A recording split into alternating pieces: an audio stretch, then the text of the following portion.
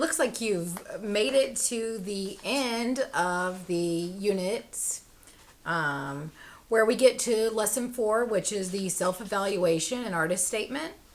Um, there's a list of questions that I put up on the website or a link to it, but I'll go ahead and read them. It's just giving you an opportunity to self-assess your work. There are 4 parts to the self-portrait diary entry, and the first section on the sheet is just, it's check marks, just kind of have you done it or not. If you haven't, you need to do that. Number 1, is it a recognizable abstract self-portrait? And is there an implied, number 2, is there an implied or actual record of the artist's current perspective, condition, passion? Did you use a black marker and crayon to complete the work? And did you create a sketch design of the intended work? The second part of the self-evaluation is 4 categories for grading. 0 to 4, you're going to score yourself. So it's worth up to 16 points as far as this goes. Completion of the project. Are all 4 areas above that you checked, are they all complete? Craftsmanship. Care and quality in the objectives above. Compositional elements. Are there principles and elements of design? And is there a completed sketch of the intended work? So hopefully you saw all the links or the places where you could submit. I know there were some questions throughout the website. Hopefully you answered those questions as we went along, and you submitted those questions to me on the links contact page.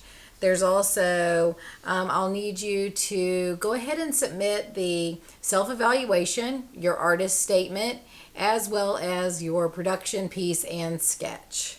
And that's all on the final page, the last page.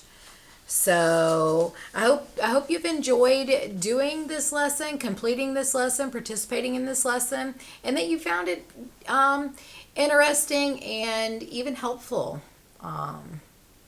Like I said in the beginning, I hope that it's just an opportunity for you to look at making art maybe in a different way. I know titling it Self-Portrait Diary Entry is probably not the most common or typical, but I think it makes you need to look at your self-portrait in a different way. I really feel like that's what Picasso was doing, and even Rembrandt. As you saw on the compare contrast, then the little part that talked about Rembrandt on that page, it did talk about how some of his previous work, previous self-portraits some of them had been funny, and then he went through a long period where he was a really serious artist.